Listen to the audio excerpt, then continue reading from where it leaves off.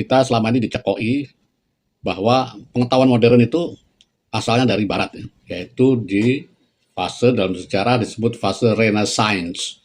Renaissance itu adalah fase pencerahan, abad pencerahan yang dimulai dari abad 18. Jauh sebelum itu, dan barat sebetulnya belajar dari Islam ya. Jauh sebelum itu, mulai dari abad ke-8 sampai abad ke-14, itu peradaban dikuasai oleh peradaban Islam. Dan hadirnya ilmuwan-ilmuwan Muslim. Jadi setelah Nabi Muhammad dan dilanjutkan ke kekhalifahan, 4 khalifah itu, Islam berkembang dengan pesat, ya, bahkan sampai ke Andalusia, ya, Spanyol. Dan karena dorongan agama, ini bedanya ilmuwan Islam dan ilmuwan abad ke-18 atau Renaissance ya. Justru pengetahuan di zaman keemasan Islam itu adalah karena dorongan agama. Karena itu muncul ilmuwan-ilmuwan yang pada saat awalnya tuh menerjemahkan dan mempelajari ilmu yang sudah berkembang lebih dulu di Yunani ya. Socrates, Aristoteles, macam itu, sarjana-sarjana Islam itu asik menerjemahkan itu.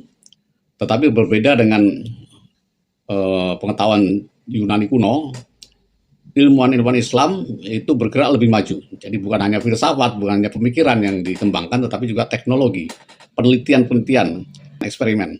Selama 4-5-6 abad itu ada ratusan ilmuwan Muslim yang tumbuh ya. Saya akan bacakan saja 10 besar saja yang mungkin akan kita bahas ya. Yang pertama, Ibn Qurra, itu ahli matematik, astrologi dan matematik. Kemudian Al-Khawarizmi, ahli aljabar, penemu aljabar, matematik. Nah, ini yang sangat terkenal, Ibn Sina, ahli kedokteran modern. Sampai namanya diabadikan ke bahasa Latin, Avicenna. Dan bukunya sampai sekarang sudah berapa ratus tahun itu ya, masih dipakai sebagai fondasi ilmu kedokteran ya, itu Avicenna. Kemudian Ibn Al-Haytham, ya, fisika, penemu optik. Al-Jazari, penemu robot. Al-Zahwari, kedokteran lagi, khususnya ilmu bedah. Jabir Al-Hanya, kimia. Al-Battani, astronomi dan matematik. Ibn Khaldun, sosiologi sejarah. Ibn Rushd, ini juga sangat terkenal, filsafat, namanya diabadikan menjadi Averroes.